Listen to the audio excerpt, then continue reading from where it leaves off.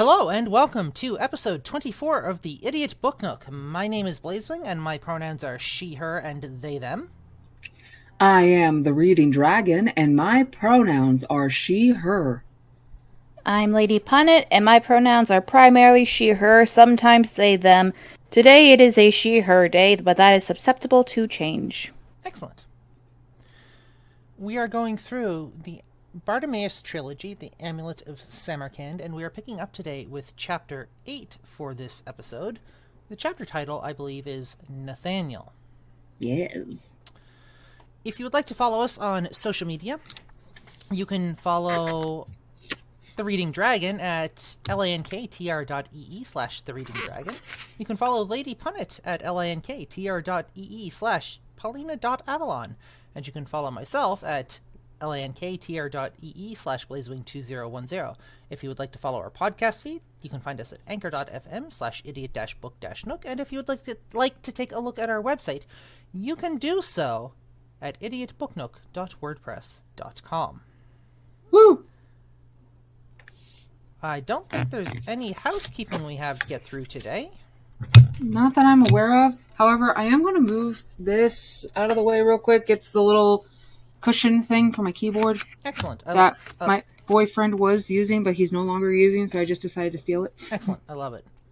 With that being said, narrator, take away Chapter 8 with your introduction, please.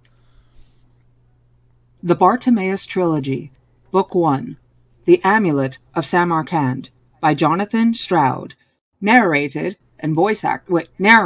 by the Reading Dragon. Voice acted by Blazewing 2010 and Lady Punnet. Chapter 8. Nathaniel. Arthur Underwood was a middle-ranking magician who worked for the Ministry of Internal Affairs. A solitary man, of a somewhat cantankerous nature, he lived with his wife, Martha, in a tall Gregorian house in Highgate. Mr. Underwood had never had an apprentice, and nor did he want one. He was quite happy working on his own, but he knew that sooner or later, like all other magicians, he would have to take his turn and accept a child into his house. Sure enough, the inevitable happened. One day a letter arrived from the Ministry of Employment containing the dreaded request. With grim resignation, Mr. Underwood fulfilled his duty. On the appointed afternoon, he traveled to the ministry to collect his nameless charge. He ascended the marble steps between two granite pillars and entered the echoing foyer. It was a vast, featureless space. Office workers passed quietly back and forth between wooden doors on either side, their shoes making respectful pattering noises on the floor. Across the hall, two statues of past employment ministers had been built on a heroic scale, and sandwiched between them was a desk, piled high with papers. Mr. Underwood approached. It was only when he actually reached the desk that he was able to glimpse, behind the bristling rampart of bulging files, the face of a small, smiling clerk. Hello, sir, said the clerk. Junior Minister Underwood, I'm here to collect my new apprentice. Ah, yes, sir. I was expecting you. If you'll just sign a few documents. The clerk rummaged in a nearby stack. Won't take a minute. Then you can pick him up from the day room. Him? It's a boy, then? A boy, 5 years old, very bright, if the tests are anything to go by. Obviously a little upset at the moment. The clerk located a wad of papers and withdrew a pen from behind his ear. If you could initial each paper and sign on the dotted line. Mr. Underwood flourished the pen. His parents. They've left, I take it? Yes, sir. They couldn't get away fast enough. The usual sort. Take the money and run, if you get my meaning, sir. Barely stop to say goodbye to him. And all of the normal safety procedures. His birth records have been removed and destroyed, sir, and he has been strictly instructed to forget his birth name and not reveal it to anyone. He is now officially unformed. You can start with him from scratch. Very well. With a sigh, Mr. Underwood completed his last spidery signature and passed the documents back.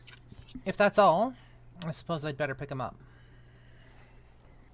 He passed down a series of silent corridors and through a heavy paneled door to a brightly painted room that had been filled with toys for the entertainment of unhappy children. There, between a grimacing rocking horse and a plastic wizard doll wearing a comedy conical hat, he found a small pale-faced boy. It had been crying in the recent past. Yeah, it does say it. Okay. But had now fortunately desist. 2 red-rimmed eyes looked up at him blankly. Mr. Underwood cleared his throat. I'm Underwood, your master. Your true life begins now. Come with me. The child gave a loud sniff. Mr. Underwood noticed its chin wobbling dangerously. With some distaste, he took the boy by the hand, pulled it to its feet, and led it out down echoing corridors to his waiting car. On the journey back to Highgate, the magician once or twice tried to engage the child in conversation, but was met with teary silence. This did not please him. With a snort of frustration, he gave up and turned on the radio to catch the cricket scores. The child sat stock still in the back seat, gazing at its knees. His wife met them at the door. She carried a tray of biscuits and a steaming mug of hot chocolate, and straightway bustled the boy into a cozy sitting room, where a fire leaped in the grate. You won't get any sense out of him, Martha. Mr. Underwood grunted. Hadn't said a word. Do you wonder? He's terrified, poor thing. Leave him to me.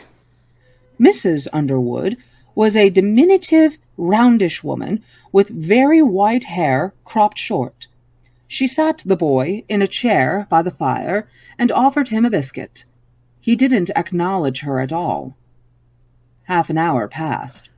Mrs. Underwood chatted pleasantly about anything that came into her head.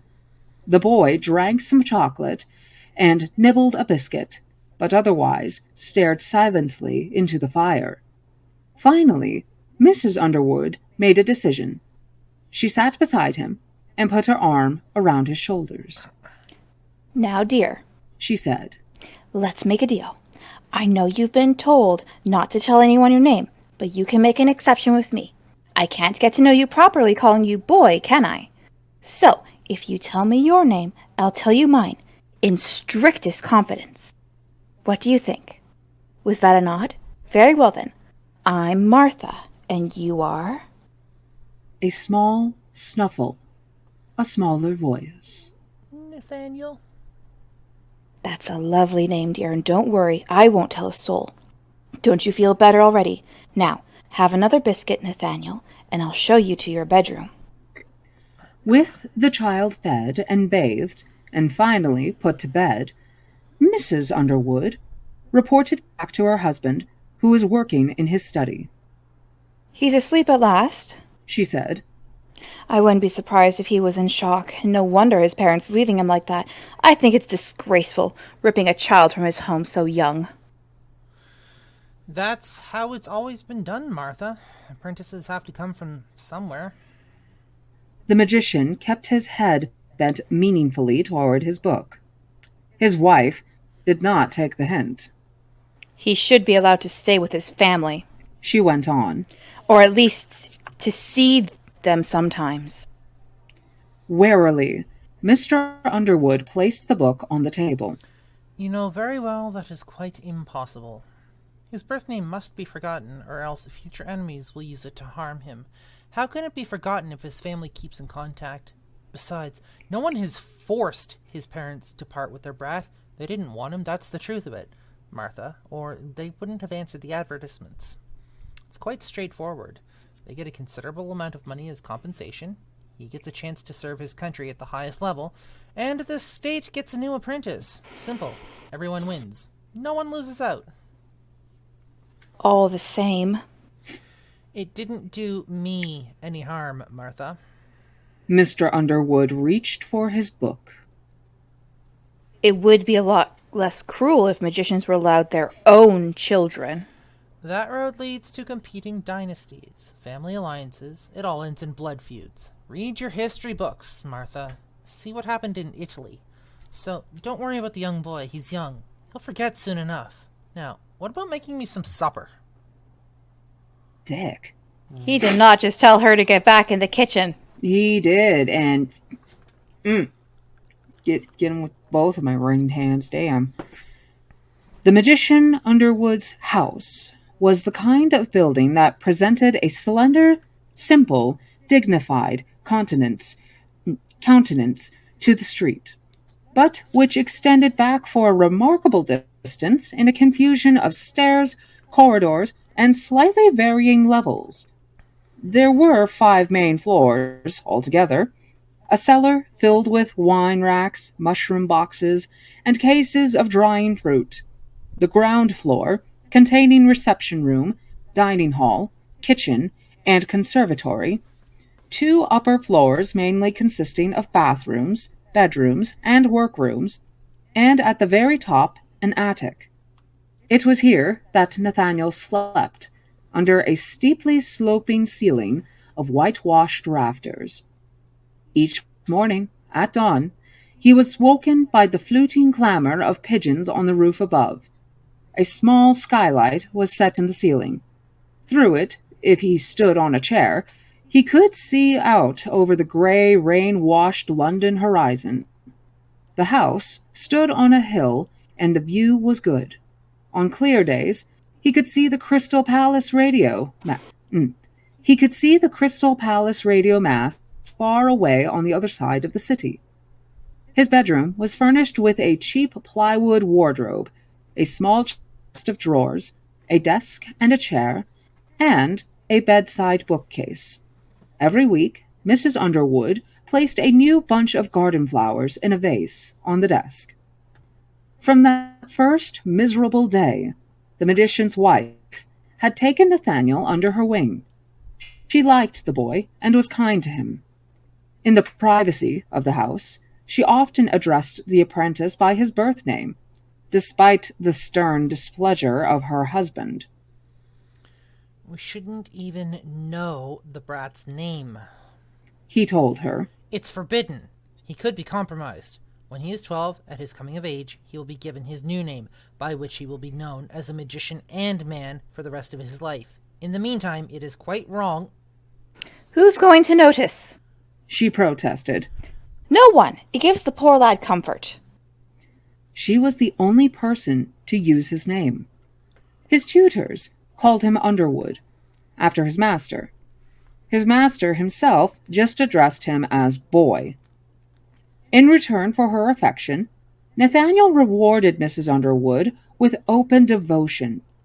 He hung on her every word and followed her directions in everything. At the end of his first week at the house, she brought a present to his room. This is for you, she said. It's a bit old and dreary, but I thought you might like it. It was a painting of boats sailing up a creek, surrounded by mudflats and low countryside. The varnish was so dark with age that the details could hardly be made out. But Nathaniel loved it instantly. He watched Mrs. Underwood hang it on the wall above his desk. You're to be a magician, Nathaniel, she said. And that is the greatest privilege that any boy or girl could have. Your parents have made the ultimate sacrifice by giving you up for this noble destiny. No, don't cry, dear. So in turn, you must be strong, strive as hard as you can, and learn everything your tutors ask of you. By doing that, you will honor both your parents and yourself. Come over the window, stand on the chair. Now, look over there. Do you see that little tower in the distance? That one? No, that's an office block, dear. The little brown one, over on the left? That's it. That's the House of Parliament, my dear, where all the finest magicians go to rule Britain and our empire. Mr. Underwood goes there all the time, and if you work hard and do everything your master tells you, one day you will go there too, and I will be as proud of you as can be. Yes, Mrs. Underwood. He stared at the tower until his eyes ached, fixing its position firmly in his mind. To go to Parliament. One day it would be so. He would indeed work hard and make her proud. With time, and the constant ministrations of Mrs. Underwood, Nathaniel's homesickness began to fade. Memory of his distant parents dimmed, and the pain inside him grew ever less, until he had almost forgotten its existence. A strict routine of work and study helped with this process. It took up nearly all his time and left him little space to brood. On weekdays, the routine began with Mrs. Underwood rousing him with a double rap on his bedroom door. Tea outside on the step, mouth, not toes. This call was a ritual stemming from one morning, when, on his way downstairs to the bathroom, Nathaniel had charged out of his room in a befuddled state, made precise contact between foot and mug, and sent a tidal wave of hot tea crashing against the landing wall. The stain was still visible years later, like the imprint of a splash of blood. Fortunately, his master had not discovered this disaster. He never ascended to the attic. After washing in the bathroom on the level below, Nathaniel would dress himself in a shirt, gray trousers, long gray socks, smart black shoes, and, if it was winter and the house was cold, a thick Irish jumper that Mrs. Underwood had bought for him. He would brush his hair carefully in front of a tall mirror in the bathroom, running his eyes over the thin, neat figure with the pale face gazing back at him. Then he descended by the back stairs to the kitchen, carrying his schoolwork. While Mrs. Underwood fixed the cornflakes and toast, he would try to finish the homework left over from the night before. Mrs. Underwood frequently did her best to help him. Azerbaijan. That's the capital's Baku, I believe. Baku? Yes, look in your atlas. What are you learning that for? Mr. Purcell says I have to master the Middle East this week to learn countries and stuff. Don't look so down. Toast ready. Well, it is important you learn all that stuff. You have to know the background before you can get to the interesting bits. But it's so boring. That's all you know. I've been to Azerbaijan. Baku's a bit of a dump, but it is an important center for researching Afrits. What are they? Demons of fire, the second most powerful form of spirit. The fiery element is very strong in the mountains of Azerbaijan. That's where the Zoroastrian faith begins too. They venerate? Venerate. Venerate the divine fire found in all living things. If you look for the chocolate spread, it's behind the cereal. Did you see Nacho. Did you see a Ginny when you were there too, Mrs. Underwood? You don't need to go to Baku to see the genie, Nathaniel. And don't speak with your mouth full. You're spraying crumbs all over my tablecloth. No, Jinn will come to you, especially if you're here in London. When will I see a Freet? An Afrit. Not for a long time if you know what's good for you. Now, finish up quickly. Mr. Purcell will be waiting. After breakfast, Nathaniel would gather his schoolbooks and head upstairs to the first-floor workroom, where Mr. Purcell would indeed be waiting for him. His teacher was a young man with thinning blonde hair, which he frequently smoothed down in a vain effort to hide his scalp. He wore a gray suit that was slightly too big for him, and an alternating sequence of horrible ties. His first name was Walter. Many things made him nervous, and speaking to Mr. Underwood, which he had to on occasion, made him downright twitchy. As a result of his nerves, he took his frustrations out on Nathaniel. He was too honest a man to be really brutal with the boy, who was a competent worker. Instead, he tended to snap tetchily at his mistakes, yipping like a small dog. Nathaniel learned no magic with Mr. Purcell. His teacher did not know any. Instead, he had to apply himself to other subjects, primarily mathematics, modern languages, French, Czech, geography, and history. Politics was also important. Now then, young Underwood, Mr. Purcell would say, what is the chief purpose of our noble government? Nathaniel looked blank. Come on, come on! To rule us, sir? To protect us. Do not forget that our country is at war. Prague still commands the plains east of Bohemia, and we are struggling to keep her armies out of Italy. They are dangerous times. Aggregators and spies are loose in London. Same difference! If the empire is to be kept whole, a strong government must be in place, and strong means magicians. Imagine the country without them. It would be unthinkable. Commoners would be in charge. We would slip into chaos, and invasions would quickly follow. All that stands between us and anarchy is our leaders. This is what you should aspire to be, boy.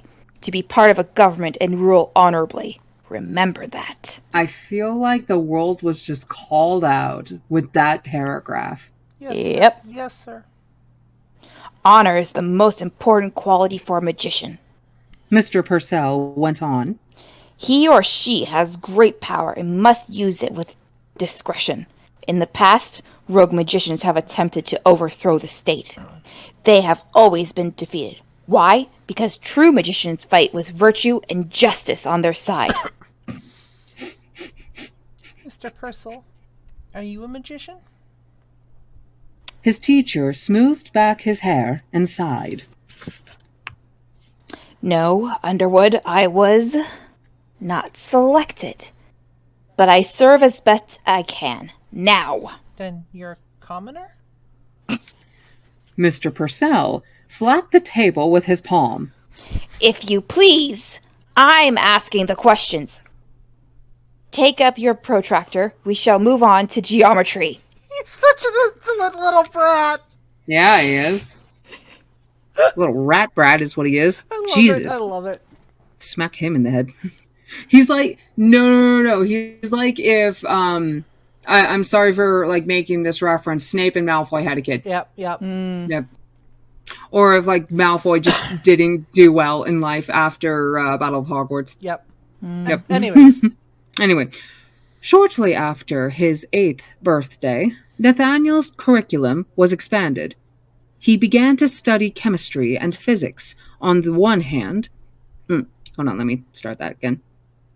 He began to study chemistry and physics on the one hand, and the history of religion on the other. He also began several other key languages, including Latin, Aramaic, and Hebrew. Aramaic and Hebrew. These activities occupied Nathaniel from 9 in the morning until lunch at 1, at which time he would descend to the kitchen to devour in solitude the sandwiches that Mrs. Underwood had left out for him under moist saran wrap. In the afternoons, the timetable was varied. On 2 days of the week, Nathaniel continued work with Mr. Purcell. On 2 other afternoons, he was escorted down the street to the public baths, where a burly man with a mustache shaped like a mudguard supervised a punishing regimen, along with a bedraggled posse of other small children. Nathaniel had to swim countless lengths using every conceivable style of stroke.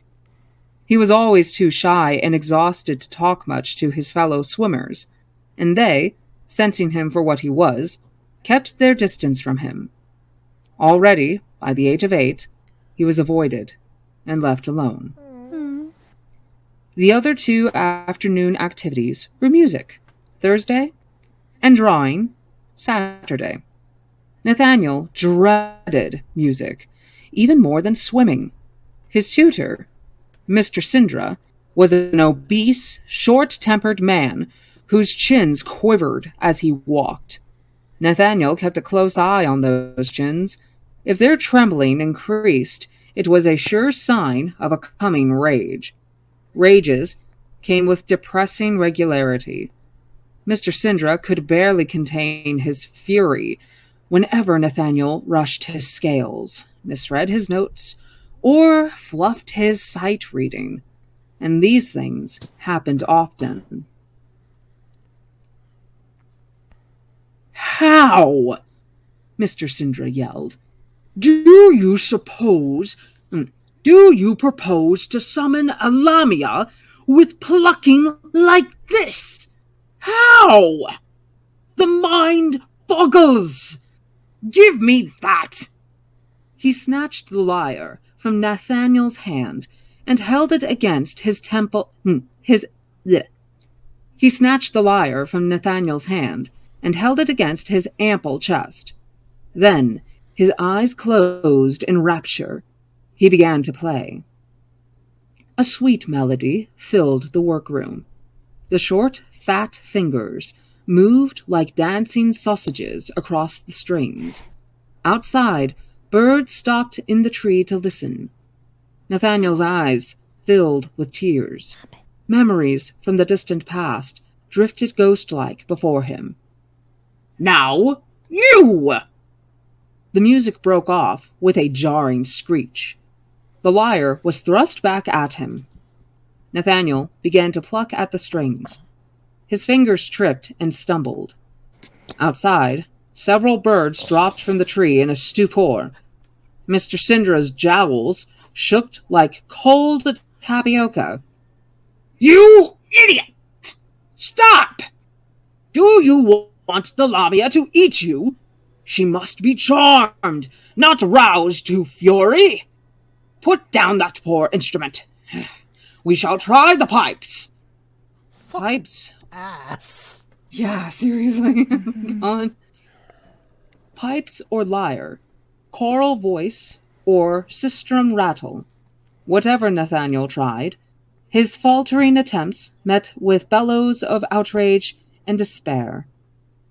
It was a far cry from his drawing lessons, which proceeded peacefully and well under his tutor, Miss Lutyens. Willowy and sweet-tempered, she was the only one of his teachers to whom Nathaniel could talk freely. Like Mrs. Underwood, she had little time for his nameless status. In confidence, she had asked him to tell her his name, and he had done so without a second thought. "Why?"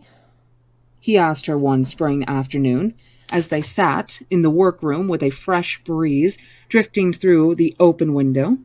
"Why do I spend all my time copying this pattern? It is both difficult and dull.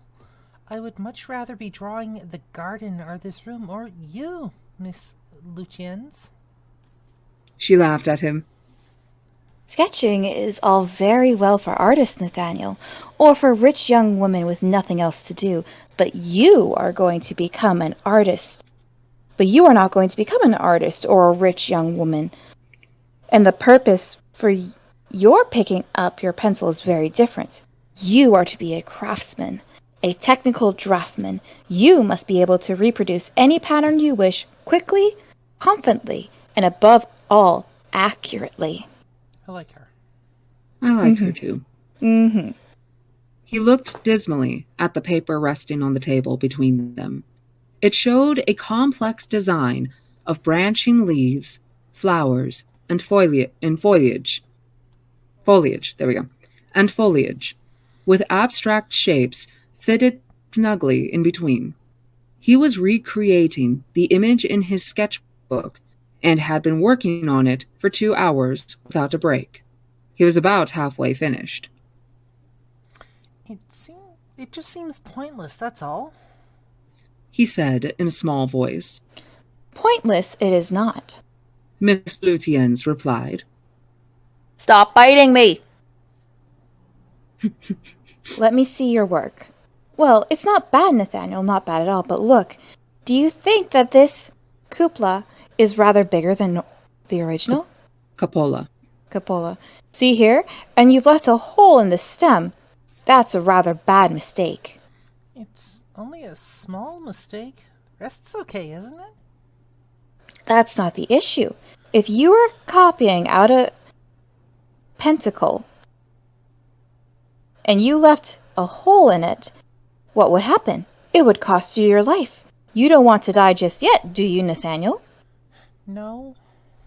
Well then, you simply mustn't make mistakes. They'll have you otherwise. Miss Lutyens sat back in her chair. By rights, I should get you to start again with this. Miss Lutyens! Mr. Underwood would expect no less. She paused, pondering. But from your cries of anguish, I suppose it would be useless to expect you to do any better the second time around. We will stop for today. Why don't you go out into the garden? Looks like you could do with some fresh air. For Nathaniel, the garden of the house was a place of temporary solitude and retreat. No lessons took place there. It had no unpleasant memories. It was lawn and thin, and surrounded by a high wall of red brick. Climbing roses grew against this in the summer, and 6 apple trees shed white blossom over the lawn. 2 rhododendron bushes. Rhododendron, there we go. 2 rhododendron bushes sprawled widthwise halfway down the garden. Beyond them was a sheltered area largely concealed from the many gaping windows of the house.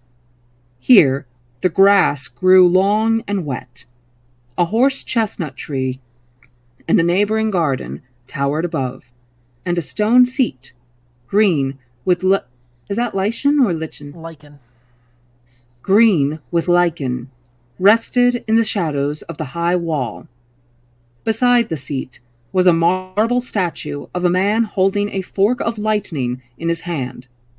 He wore a Victorian-style jacket and had a gigantic pair of sideburns that protruded from his cheeks like the pincers of a beetle. The statue was weather-worn and coated with a thin mantle of moss, but still gave an impression of great energy and power. Nathaniel was fascinated by it, and had even gone so far as to ask Mrs. Underwood who it was. But she had only smiled. Ask your master, she said. He knows everything. But Nathaniel had not dared ask. This restful spot, with its solitude, its stone seat, and its statue of an unknown magician, was where Nathaniel came whenever he needed to compose himself before a lesson with his cold, forbidding master. And thus ends Chapter 8 of the Amulet of Samarkand. I don't mean to be a dick. I want to correct your pronunciation on something. Mm-hmm. It's Purcell, not Purcell. Purcell? Purcell. So, okay. In my hometown, we had a place called Purcell's Cove.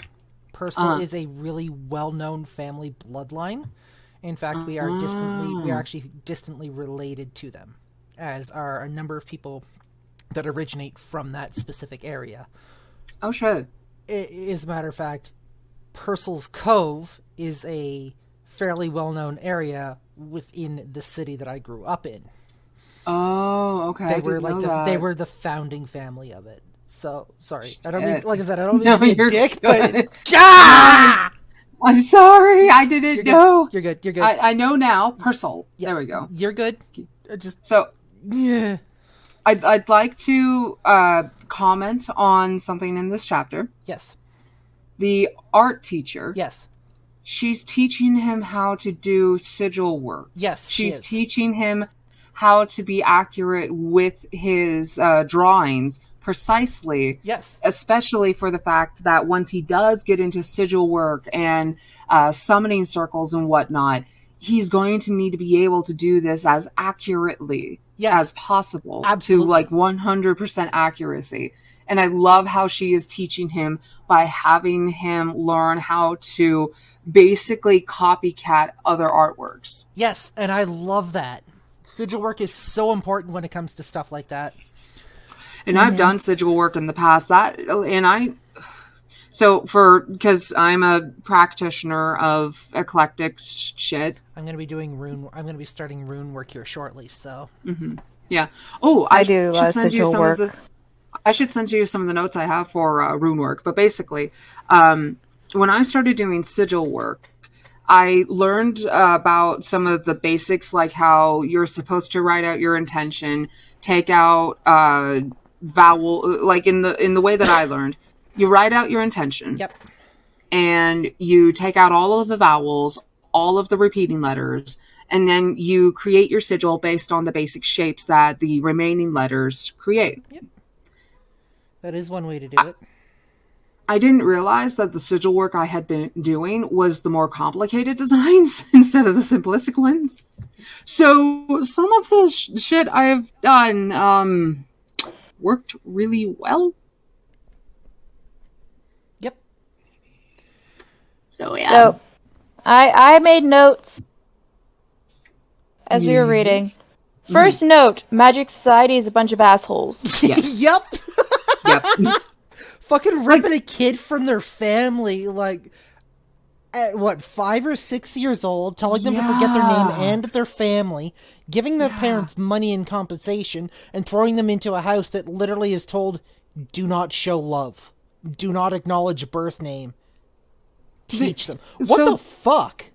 So they don't specify that they are not supposed to show love to a child. They're just specified that they're not to use the birth name. Tell me you didn't get that impression, though. I did. Yeah. I very much did. And while on one hand, I understand the importance of doing apprenticeship instead of bloodline, because Underwood made a good point. Having apprentices in the family from bloodline and having the bloodline route take place definitely can lead to blood feuds down the road.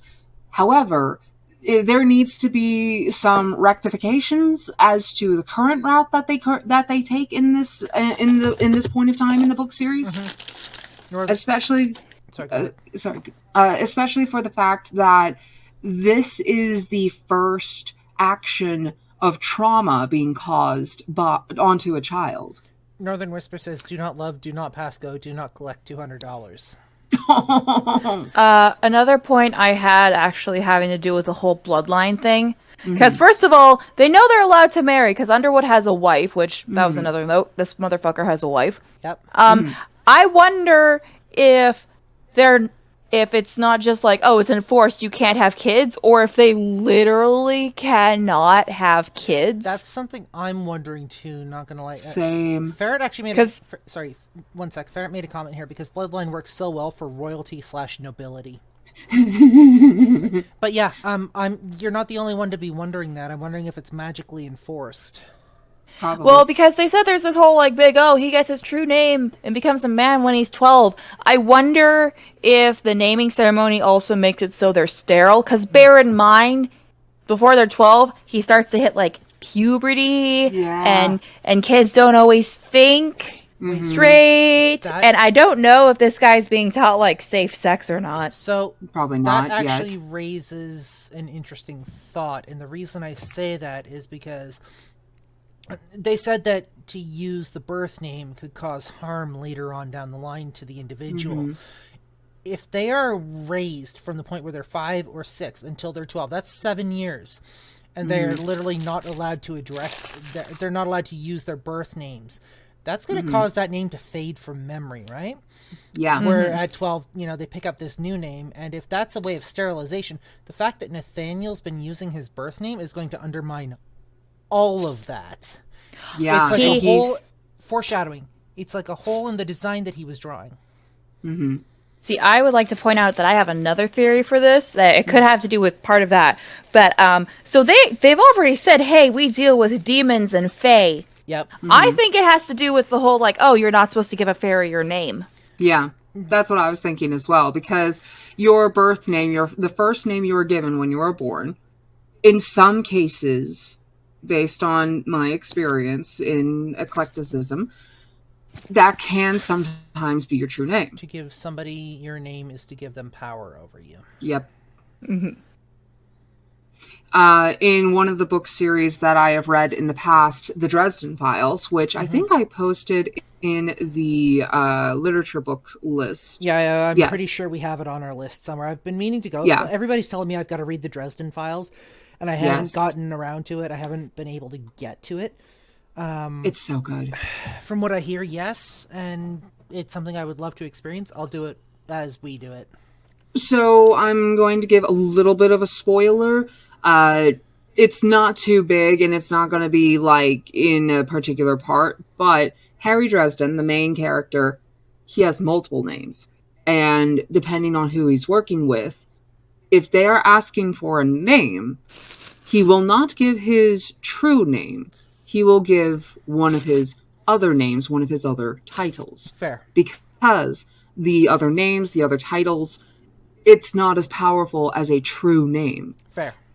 And that is, I believe, correct me if I am wrong, you guys, or chat, or what have you in the comments somewhere, but the thing about, like, not giving a fae or a demon or any other entity that uses names as power, words for power, that was partially the point of having in place the middle name.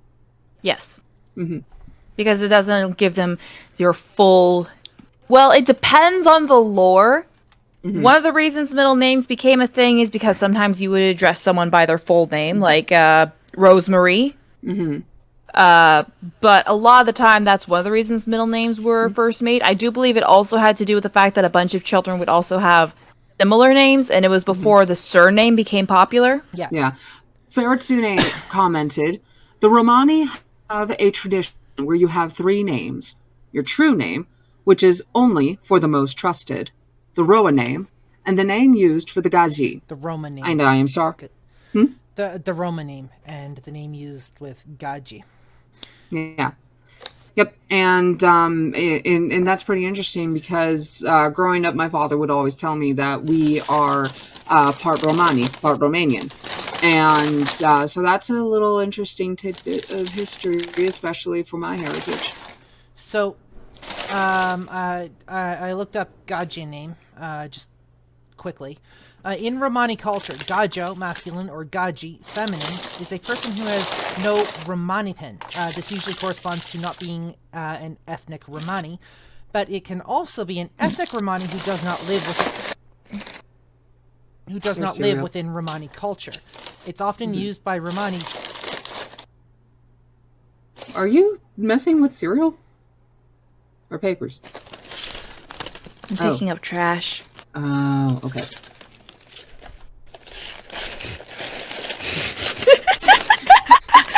I'll stop! I just saw it and I was like, I gotta fix it. I have those moments too, trust me. Yep. You try to pay attention to the story and you're looking around and all of a sudden all you can see is like where everything has gone wrong and you just That's where you went. Fuck's sakes. I don't care. I'm leaving this in the episode. Like, god damn it. Put you over here. Anyways. Was that a bra? Yes.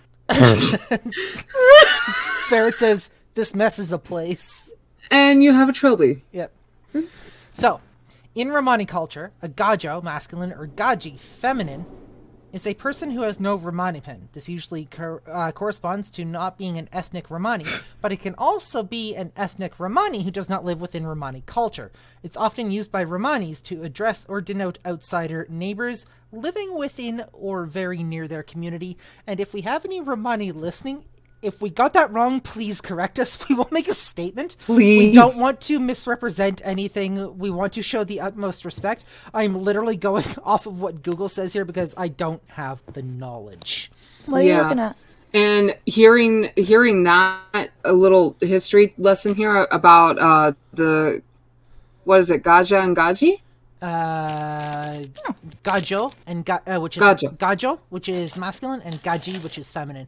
Again, So if I pronounce I those wrong, please correct me. So based on what I said earlier about Romani being part of my heritage, I would be considered Gaji. Yeah. All right.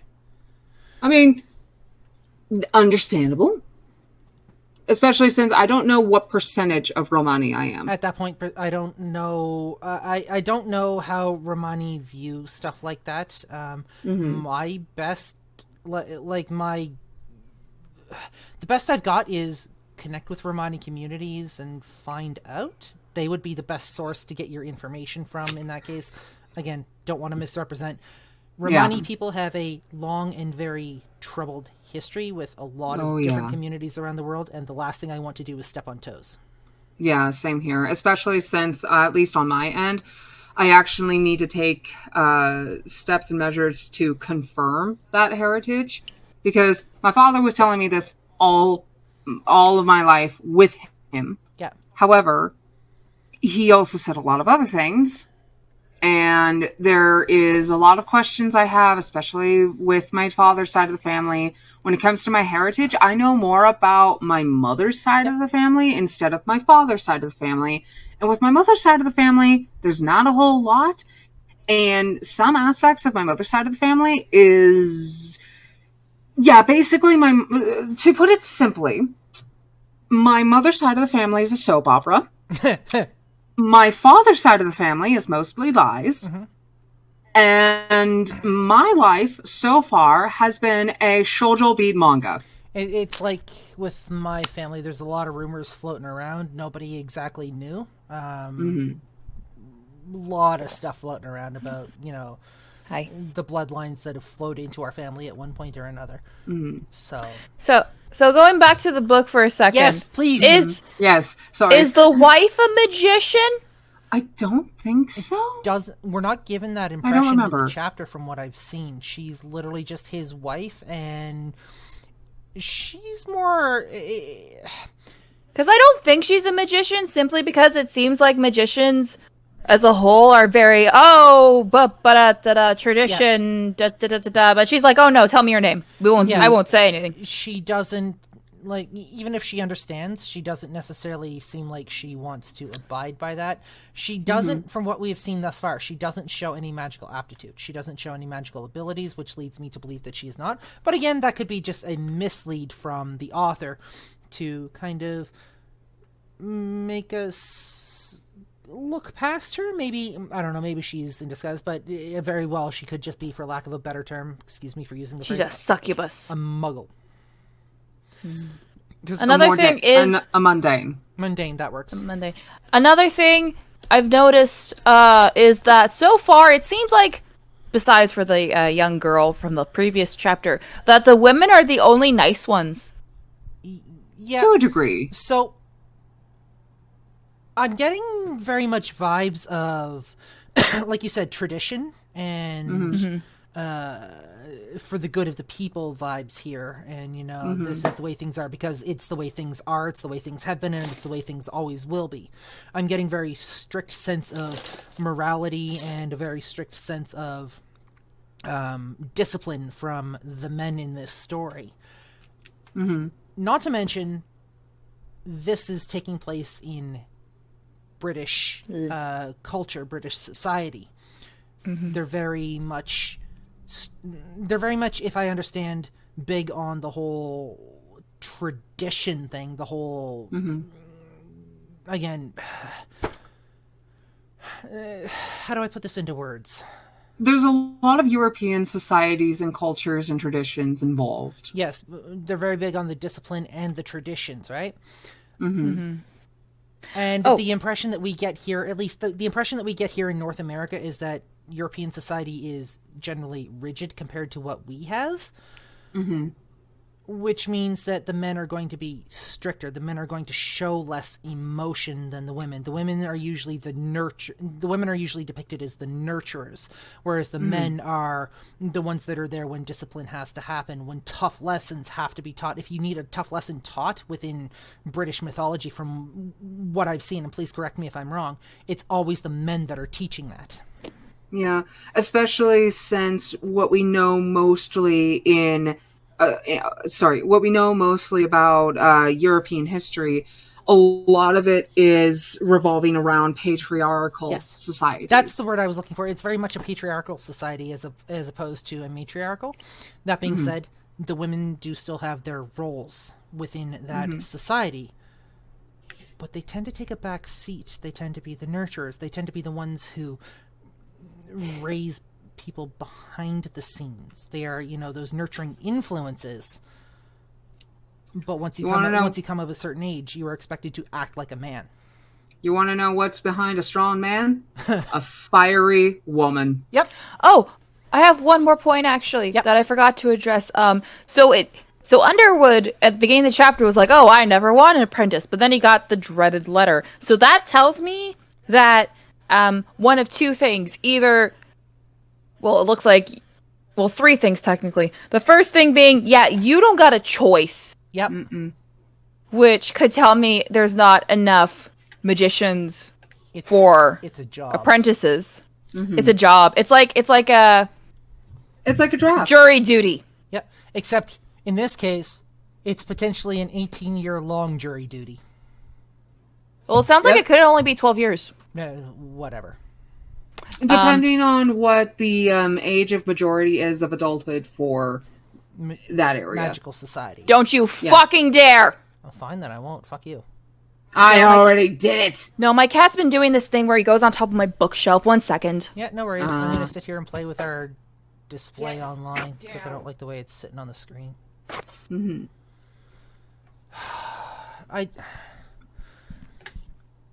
The more we get into this, the more questions I have.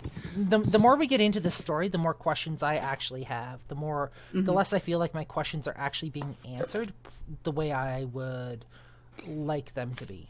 I'm very much I don't like mystery-ish. I mean, I do, but I don't, and it's driving me up the wall. So, just to show you guys, this is where I'm bookmarked right now with the book coat. Yep. And this is how much we've gone through so far. This is how much we have left. To put it into perspective for those of you that can't see, we're going to be coming up on chapter 9 here next episode. There are, and I went through and looked, I think 44 chapters in this book. So we're going to be here for a while. Yeah. But it's a good read. It is. And like I said, I'm enjoying it, but I just so many questions. Fuck. Yeah. No, and like I mentioned when we started this book, I have read this book before, but this was back in middle school, so I don't remember a lot of it. Some memories will come back up from time to time. Yeah. However, and a memory did come up for me when we read this chapter, but I'm not going to spoil anything yet because I could be wrong in my memory. But there might be something about one of the characters in this. Cool. Yeah. I swear to God, if the wife fucking dies. Yeah, she is kind of a sweetheart. She actually gives a shit. Like, fuck. Yeah. Nugget, don't. Like, she'll do her best. She's basically doing the whole, hey, I understand that this is kind of bullshit, that your situation's kind of bullshit, so I'm going to try to help you make the best of your situation. Yep. Yeah. Can we just talk about the music teacher for a moment? Fucking asshole. Jesus. Like who seriously goes around screaming at a kid like that? You should not be allowed near children, dude. You have serious fucking issues. In more ways than one. Yeah, now, the description said that he was a large fellow with big old jowls. I wonder if his fury is compensating for shit. I mean, it very well could be. I also got a very so if you'll excuse the comparison, I also got a very vivid image of a rather short Mr. Dursley.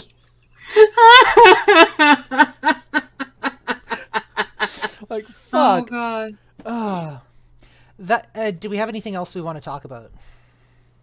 Not at this point, no. Okay. So, I think this is a good place to end this episode. Mm-hmm. I want to thank you guys all for joining us for episode 24, I believe this is, of the Idiot Book Nook, and chapter 9 of the Amulet of Samarkand of the first book of the Bartimaeus Trilogy. If you would like to follow us on social media... Oh, sorry, hang on a second. The standard for training I get was... I was traumatized. Now you must be vibes, right? Talk about generational trauma, which is a whole other can of worms I don't want to open right now. No, you could let Disney do that. Oh. If you would like to follow us on social media, you are more than welcome to do so. You can follow Lady Punnet at lanktr.ee/paulina.avalon. You could follow the Reading Dragon at lanktr.ee/thereadingdragon, and myself at lanktr.ee/blazewing2010. If you would like to take a look at our podcast feed and or leave us a voice message, you are more than welcome to do so at anchor.fm/idiot-book-nook, and our website can be found at idiotbooknook.wordpress.com. That being said, for episode 24 of the Idiot Book Nook, I'm Blazewing. And I am the Reading Dragon. I'm Lady Punnet. And we will see you next episode.